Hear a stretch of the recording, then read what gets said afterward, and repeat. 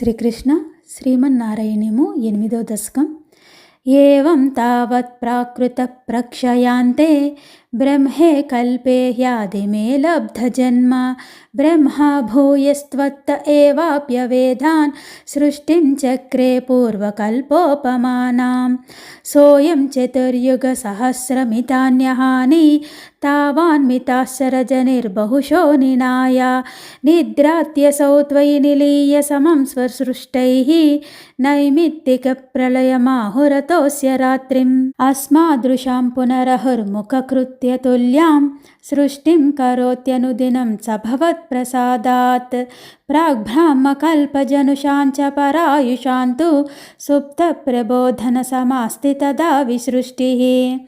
పంచాశదబ్దమధునా స్వవయోర్ధరూపం ఏకం పరాద్ధమతివృత్య హి వర్తతేసౌ తత్రాంత్యరాత్రిజనితాన్ కథయామి భూమన్ పాశ్చాధినావతరణే చ భవద్విలాసాన్ దినావసానేధ సరోజయోనిః శిశిప్తికామ్యస్త్వయి సన్నిలిల్యే జగంతి చద్వజ్జఠరం సమీయుః తదేదమేకాన్నవమాస విశ్వం తవైవ వేషే ఫణిరాజిశేషే జలైకశేషే భువనేష్మశేషే ఆనందసాంద్రానుభవస్వరూపः స్వయోగనిద్రా పరిముద్రితాత్మా కాలాఖ్యశక్తిం ప్రళయావసానే ప్రబోధయేత్యాధిషితాఖిలాదౌ త్వయ ప్రక్షుప్తం పరిషుప్తశక్తివ్రజేన తత్ర కిల జీవధామ్నా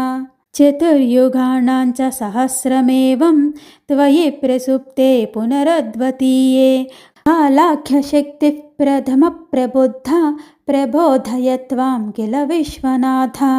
విబుధ్యఛత్వం జలగర్భసాయిన్ విలోక్య లోకానఖిలాన్ ప్రలీనాన్ తేష్వేష్వసూక్ష్మాత్మతయా నిజాంతస్థితేషు విశ్వేషు దదాధ దృష్టిం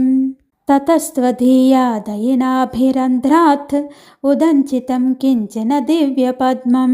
నిలీన నిశ్శేష పదార్థమాలా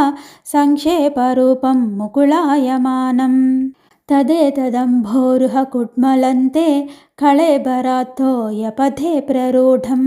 బహిర్నిరీతం పరితస్ఫురబ్ధిః స్వధామభిర్ధ్వాంతమలం న్యకృంతత్ సంపుల్లపత్రే నితరాం విచిత్రే తస్మిన్ భవద్వీర్యధృతే సరోజే సపద్మజన్మా విధిరావిరాసిత్ స్వయం ప్రబుద్ధాఖిల వేదరాశిః అస్మిన్ పరాత్మన్ననుపాత్మకల్పే త్వమిత్తముత్థాపితపద్మయోనిః అనంతభూమా మమ రోగరాశిం నిరుంధి వాతాలయవాస విష్ణో అస్మిన్ పరాత్మన్ననుపాత్మకల్పే త్వమిత్తముత్థాపితపద్మయోనిః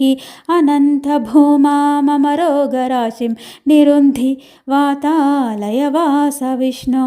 అస్మిన్ పరాత్మన్ననుపాత్మకల్పే త్వమిత్తముత్థాపితపద్మయోనిః అనంతభూమా మమ రోగరాశిం నిరుంధి వాతాలయవాస విష్ణు. ప్రళయానంతర జగత్సృష్టి అను 8వ దశకం సమాప్తము. కృష్ణాయ పరబ్రహ్మణే నమః. నారాయణ అఖిల గురో భగవన్ నమస్తే.